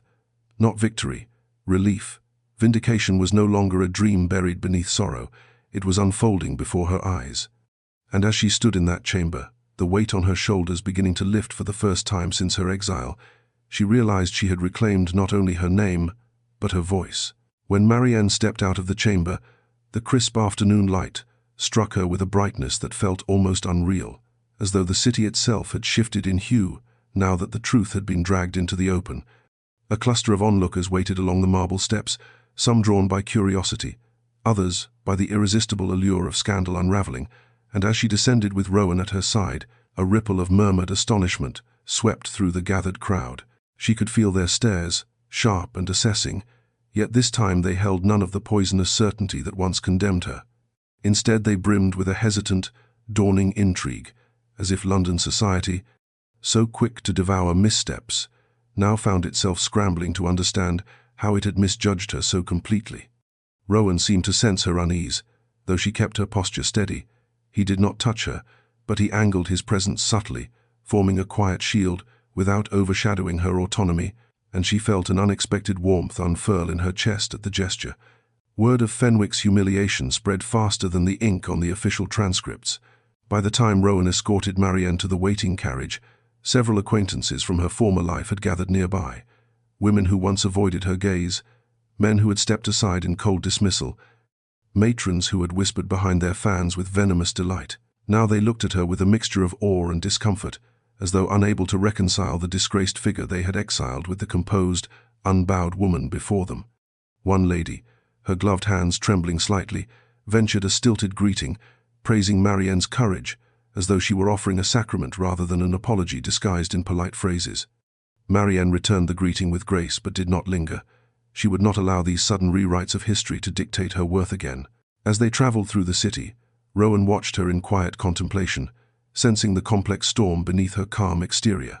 Marienne gazed out the window, observing how the streets she once navigated with effortless belonging now felt foreign, reshaped by the ache of memory and the clarity of truth. Yet as pedestrians pointed toward their carriage, some whispering with admiration, others with lingering disbelief, she realized something important. The city had not changed, but she had. Exile had stripped her, yes, but it had also rebuilt her into someone capable of walking these streets without shrinking beneath their judgment. When they reached Rowan's townhouse, a footman rushed forward to open the iron gate, his bow deeper than she recalled receiving even in her days of favor. Inside, staff moved with an air of reverence, aware of the significance of the day's events. Marienne felt the weight of Rowan's gaze on her as she ascended the steps, and when she turned back to him, she saw a softness in his expression that nearly unraveled her composure. Not pity, not obligation, but a profound respect she had never expected to earn from anyone, least of all him. And as she crossed the threshold into the quiet, sunlit hall, she realized that society's tide had indeed begun to turn, but what mattered far more was that she no longer needed its approval to stand tall. By the time evening settled over Rowan's townhouse, the city's clamor softened into a muted hush. the kind that made lamplight glow warmer and shadows stretched gently across polished floors. Marienne stood near the tall, mullioned window of the drawing room, the faint hum of passing carriages drifting through the glass as she tried to steady herself after the day's relentless intensity. Rowan had dismissed most of the household early, sensing her exhaustion, yet he lingered in the doorway now, watching her with a caution that softened into something tender when she finally turned to face him. The fire burned low, casting a golden halo across his features, and for a moment, the silence between them felt fragile in a way that demanded honesty rather than avoidance. He stepped closer, slowly, giving her every chance to retreat, and when he spoke, his voice held none of the restrained diplomacy he had worn all day. It was warm, vulnerable, unguarded in a way she had never heard from him. He told her he was proud of her, not for the spectacle of the inquiry, but for the strength she had shown in reclaiming her voice, for the resilience she carried with such quiet dignity, for the way she had faced a storm more vicious than any political battle he had encountered. Marienne felt heat rise behind her ribs, not embarrassment but something deeper, something that tugged at the frayed edges of a longing she had buried out of necessity. She confessed, with careful breath, that she had not expected his support to feel like steadiness rather than intrusion, nor had she expected to trust him again after the pain of his silence during her downfall. Rowan flinched slightly at the reminder, but he did not look away. Instead, he stepped closer until the firelight caught the subtle strain in his eyes. He admitted that his silence had been the greatest regret of his life, that every day of her exile had carved guilt into him until it became a weight he could no longer bear, and that finding her had not been an act of duty but an act of necessity, because living in a world where she believed herself alone had become unbearable to him. The confession slipped between them with a depth that stole her breath. Marienne gripped the back of a nearby chair, steadying herself as she whispered that she did not know what to do with such words, with the ache they awakened, with the fragile hope she feared to nurture. Rowan's expression softened into something quiet and reverent, and he told her she need not answer, need not decide, need not carry the burden of his heart on a day already heavy with victory and wounds. He only asked that she believe him when he said he cared, not out of guilt, not out of obligation, but because the woman she had become in spite of everything had undone him completely. And though Marienne said nothing, though she held herself carefully still, Rowan saw the faint tremor in her breath, the softening in her eyes, the unspoken truth blooming slowly in the space between them. Rowan had never been a man who stumbled over words, yet as he stood before Marienne in the soft glow of the drawing-room fire, he felt language gather in his throat like something both fragile and fierce, a truth long starved of air finally demanding release. Marienne remained still by the window, her silhouette outlined by the pale moonlight filtering through the glass, and the quiet strength in her posture stirred something inside him that swept away every ounce of restraint he had clung to since Brackenreach. He took a slow breath, stepping closer, not enough to startle her, but enough that the warmth of the hearth touched the space between them, and when he spoke, his voice emerged low, steady, threaded with sincerity, so deep it trembled. He told her he had crossed the country not out of obligation, nor duty, nor remorse alone, but because her absence had stripped the world of its shape, leaving him wandering through days that felt hollow without the quiet clarity she brought to his life. He confessed that long before the scandal, long before exile and heartbreak, he had admired her strength, her integrity, her gentle wit, and that over time those feelings had rooted themselves into something far stronger than admiration, something he had been too afraid to name. Marienne's breath caught, her fingers curling slightly against the windowsill, as though bracing herself against the force of his words. He continued, admitting he had failed her when she needed him most, that silence had been his greatest cowardice, and that he had feared speaking his heart while her world was still fractured would burden her rather than free her. But now, after watching her reclaim her voice, her dignity, her place in the world, he could no longer hide behind caution. Rowan stepped closer still, stopping only when he sensed the faint tremor of her breath. He told her that she had become the compass by which he understood his own heart, that every moment beside her had revealed more truth than years of political ambition ever had, and that he would spend the rest of his life proving, through action, not sentiment, that she was someone he valued beyond reputation, beyond fear, beyond the fragile expectations of society. The silence that followed was so complete, it felt as though the entire townhouse held its breath. Marienne's eyes shone with something unspoken, something soft, conflicted, longing and cautious all at once, and she whispered his name with a tenderness that shook him more deeply than any declaration. She did not rush to respond, did not offer easy absolution, but she stepped toward him by the smallest margin. A gesture so delicate yet deliberate it sent warmth flooding through his chest. She told him she was not ready to promise anything beyond the truth that his words mattered to her, that they reached places she had buried beneath months of grief, and that she needed time to trust her own heart again. Rowan nodded, understanding more in that moment than any proclamation could teach him, and when she placed her hand lightly against his chest, he felt something inside him settle with profound certainty. Whatever future awaited them, it would be forged honestly, patiently, together. The hours after Rowan's confession passed in a hushed stillness, as if the townhouse itself understood the delicacy of the moment and dared not intrude. Marienne remained near the window, feeling the cool pain beneath her fingertips, while Rowan lingered only a few steps away, watching her with an expression that held reverence rather than expectation. The fire crackled softly, its warmth brushing against the quiet space between them, and Marienne felt her heart thrumming with a mixture of tenderness and fear. Fear not of him, but of the depth of emotion unfolding inside her, an emotion she had long ago buried beneath exile's cold weight. Rowan approached slowly, careful as one handling something precious, and when he spoke, his voice was barely above a whisper. He promised he would not rush her, would not push, would not take advantage of the vulnerability she had entrusted him with. He asked only for the chance to stand by her side as she found her footing in the life she was reclaiming. His restraint, his gentleness, his refusal to wield his affection as leverage, all of it washed over her like a balm, soothing wounds she had carried for far too long. Marienne turned fully to face him then, and the look in his eyes, warm, hopeful, aching with sincerity, softened something inside her that had remained locked away since the night her world collapsed. She stepped toward him, only slightly at first, testing the fragile thread of trust between them. Rowan remained utterly still, as though any movement might break the fragile magic settling around them, and she felt a tremor of emotion rise in her chest. She told him, with quiet honesty, that she did not know what the future held, that she still feared the echoes of her past, that her heart was learning to beat again after being bruised by betrayal and silence.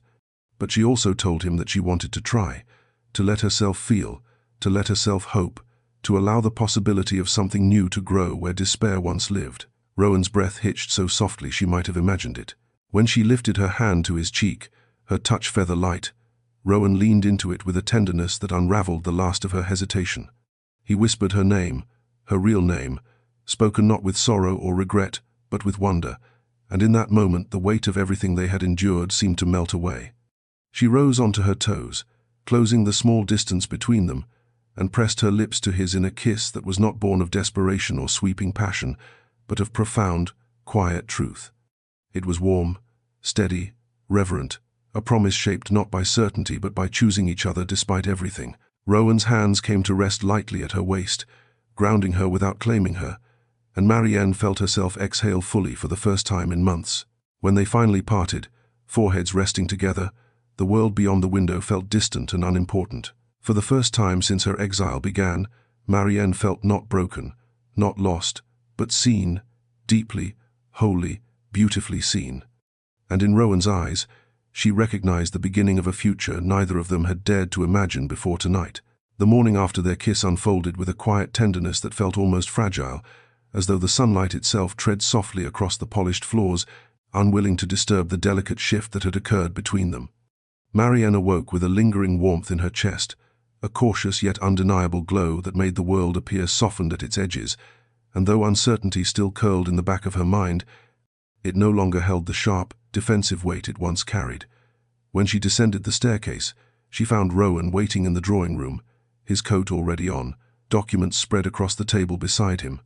He looked up the moment she entered, and though he tried to maintain his usual composure, his eyes betrayed a quiet joy that made her breath falter. He told her they had received word from the magistrate. Additional witnesses had come forward, emboldened by yesterday's proceedings, and the investigation was moving swiftly toward a full exoneration. Relief washed through her, so suddenly she gripped the back of a chair to steady herself. Rowan moved closer, not touching, simply near enough that she felt the calm of his presence, before offering her a proposition he had clearly rehearsed. He explained that once her name was cleared, she would face a choice: attempt to rebuild her life alone, or allow him to support her in ways that honored her strength rather than overshadowed it. He spoke of partnership rather than protection, of walking beside her rather than ahead, of trusting her judgment as fully as he trusted his own. His voice held no trace of assumption. Instead, it held a tentative hope, shaped by the recognition that their bond was evolving into something neither of them could ignore. Marienne listened, her pulse fluttering in a soft, unsteady rhythm. She asked what such a partnership would mean, and Rowan answered with quiet conviction that it meant building a future grounded in respect, honesty, and shared purpose, the very things they had been denied when the scandal tore their lives apart. The sincerity in his voice stirred an ache beneath her ribs, but this time it was an ache shaped by possibility rather than fear. She admitted that she was still learning who she was after exile, still learning how to breathe without bracing for the next blow, still learning how to trust the fragile brightness of hope. Rowan nodded, telling her he wanted nothing from her, except the freedom to remain at her side while she discovered those answers. The vulnerability in his words wrapped around her heart, quiet and compelling, and though she could not yet promise a future she did not fully understand, she told him she wished to explore whatever lay ahead, carefully, honestly, together. Rowan's expression softened into something luminous, and in that moment Marienne understood that their journey was no longer one of survival but of becoming.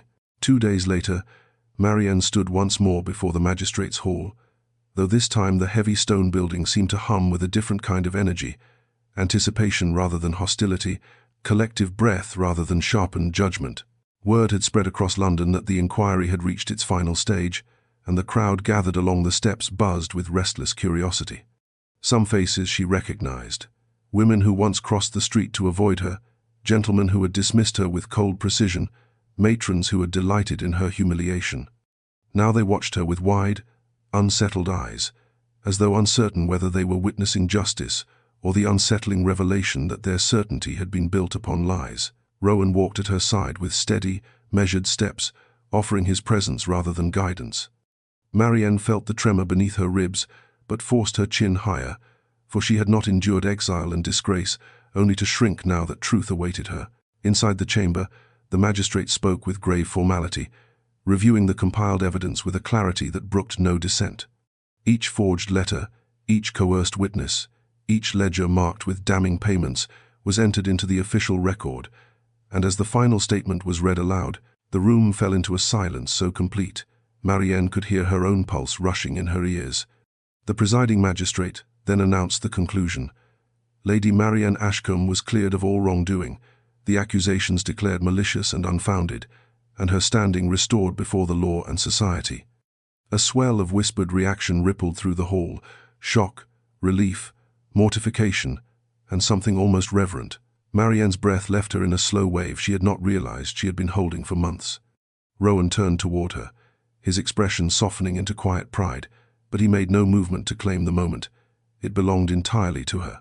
The magistrate continued, declaring that those responsible for the conspiracy would face charges, and that the proceedings would become part of the public record. More whispers swept through the chamber, harsher this time, directed at the men who had engineered her downfall, and Marienne felt no triumph at their disgrace, only the steady, grounding relief of a burden finally lifted from her shoulders. When the hearing adjourned, the crowd outside parted in stunned silence as she stepped through the doors, and for the first time since she had walked those streets in shame, Marienne felt the world realign around her, not with scorn but with a tentative respect she had never sought yet had earned nonetheless. Rowan offered her a small, almost hesitant smile, and in that moment she understood that vindication was not the end of her journey. It was the beginning of the life she was finally free to choose. News of Marienne's exoneration spread through London with the swiftness of wildfire, igniting parlours, drawing rooms, and gentlemen's clubs with equal ferocity, and within a single afternoon her name, once whispered with disdain, became the subject of uneasy admiration. Invitations poured toward Rowan's townhouse in a steady stream of embossed envelopes, each bearing the eager signatures of hostesses who now wished to align themselves with a woman whose strength had become more captivating than any scandal they once clung to. Marienne observed the growing piles with a wry, distant amusement, recognizing their intentions for what they were. Not gestures of reconciliation but attempts at self-preservation from a society desperate to remain on the correct side of history. She declined them all. Rowan watched her with quiet approval, sensing her desire to write her own path rather than be swept back into the fickle arms of London's social tide. Meanwhile, the consequences of the inquiry rippled outward with merciless precision. Lord Fenwick, stripped of influence and facing formal charges, became a symbol of political corruption, and his allies scrambled to distance themselves from him. Several officials who had participated in the cover-up were suspended pending investigation, their polished reputations cracking beneath the weight of long-hidden truths.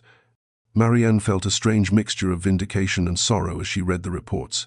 Relief that justice had been served, but grief that such cruelty had ever been possible. Rowan assured her that corruption thrived in shadows, and that her courage had dragged an entire network of deceit into the light. His words comforted her more than she expected, not because they praised her, but because he spoke them without expectation, as though her strength was something he recognized rather than something he wished to claim. As society reshaped itself around the scandal's collapse, Marienne found her days gradually settling into a calmer rhythm. She visited the magistrate's office once more to finalize documentation, wrote letters to the few friends who had doubted her yet remained kind, and met with advocates who wished to help her rebuild the charitable work she had begun before her exile. Everywhere she went, people watched her differently, not with pity, but with a hesitance that bordered on awe. She carried herself with quiet composure, determined not to let their shifting perceptions alter the identity she had forged in Brackenreach. Each evening, Rowan walked her home, never assuming, never pressing for more than she offered. Their conversations flowed with gentle ease, touching on politics, books, childhood memories, and small hopes for the future. And though Marienne tried to guard her heart, she felt its edges softening each time Rowan looked at her with that steady blend of admiration and patience. The city that once destroyed her now seemed to cradle her triumph, but it was Rowan's unwavering presence, not society's fickle approval, that steadied her most. Rowan invited Marienne to the Everstone gallery under the gentle pretense of reviewing a few newly restored paintings, but the moment she stepped through the tall arched doorway, she sensed there was more stirring beneath the surface than curated art and cordial conversation. The gallery lay bathed in a soft golden hush, the late afternoon light filtering through high windows and illuminating canvases that stretched across the room like fragments of memory.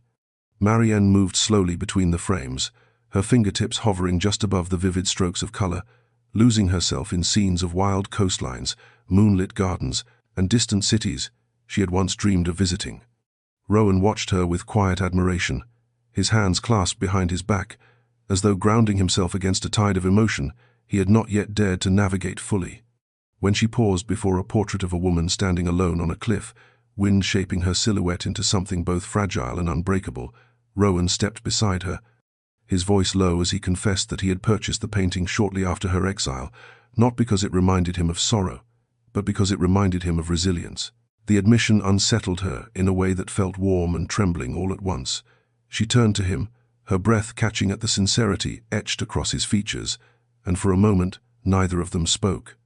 The gallery seemed to cocoon them in stillness, the silence thick with unspoken questions and half-formed hopes.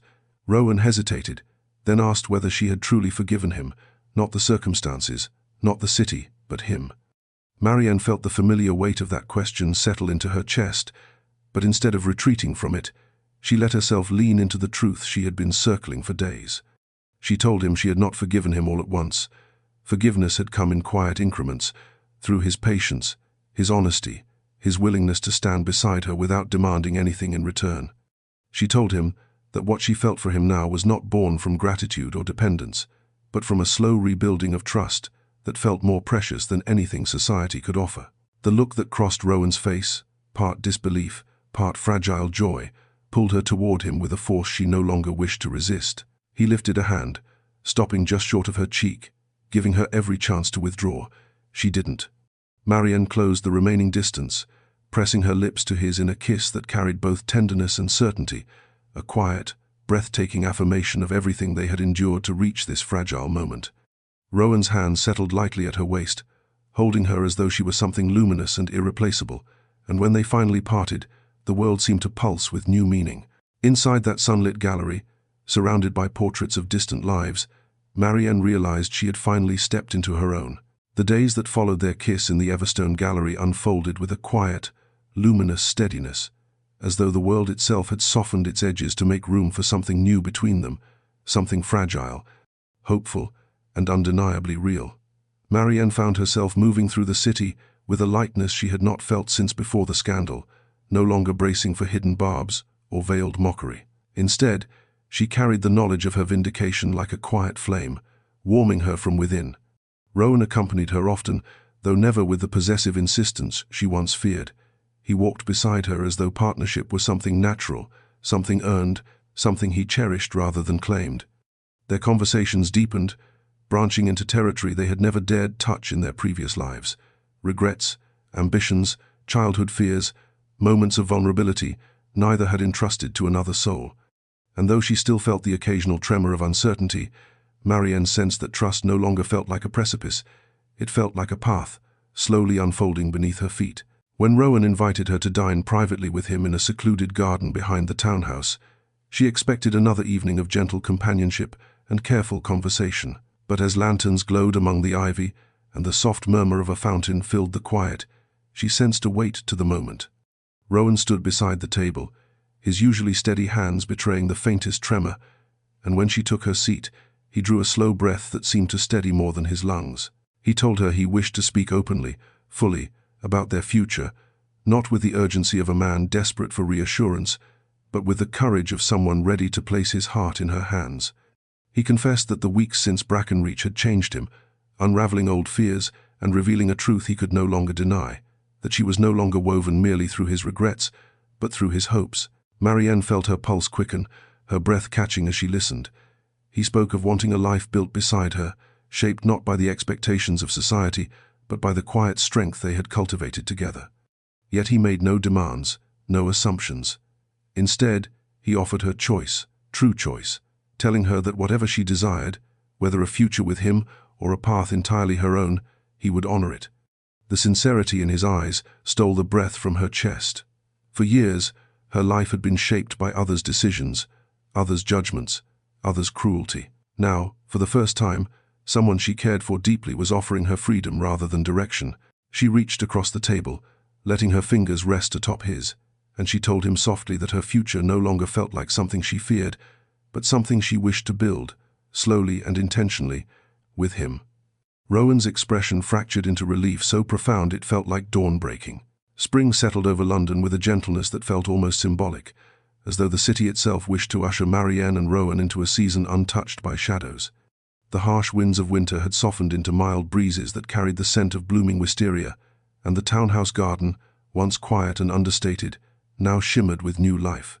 Marienne walked its winding path with Rowan beside her, their steps unhurried, their silence warm rather than uncertain. The magistrate's final declaration had been posted publicly that morning, clearing her name in unmistakable, permanent terms. The scandal that once threatened to define her had dissolved beneath the weight of truth, and society, in its familiar fickleness, now hailed her as a symbol of perseverance. Yet none of that mattered as deeply as the calm she felt within herself, a peace she had not believed she would ever reclaim. Rowan watched her with that soft, steady gaze that had become so achingly familiar, and when she paused beneath the blossoming pear tree, he came to stand beside her, close enough that the warmth of him mingled with the sunlight on her skin. He told her quietly that he wished to ask her something he had carried in his heart since the night they stood in the aftermath of her testimony, when he saw strength in her that humbled him beyond words. She turned toward him, her pulse fluttering not with fear but with anticipation, and he reached into his coat to retrieve a small velvet box. He did not open it immediately. Instead, he spoke with the gentle gravity of a man laying bare every vulnerable part of himself. He said he wished to build a life with her, not out of obligation or redemption, but out of love. Love that had grown in the silent spaces of his regret, strengthened during their journey through truth, and settled into something enduring the moment she forgave him with her eyes before she ever voiced the words. Marienne felt tears prick unexpectedly at the corners of her vision, not from sorrow but from the overwhelming tenderness of the moment. Rowan opened the box to reveal a ring simple in design yet undeniably elegant, a sapphire encircled by delicate gold, a stone the color of the sea near Brackenreach, he said softly, so she would always carry a reminder of where she regained herself. He asked for her hand not as a prize, not as a fragile figure needing protection, but as an equal partner whose strength had inspired him more deeply than any political victory ever could. Her breath trembled as she placed her hand in his. She told him yes, not with hesitation, not with fear, but with a certainty woven from everything they had survived. Rowan slipped the ring onto her finger, and as he drew her into his arms beneath the flowering branches, Marienne realized that happiness had not simply returned to her life. She had chosen it, fought for it, and finally, at last, found it.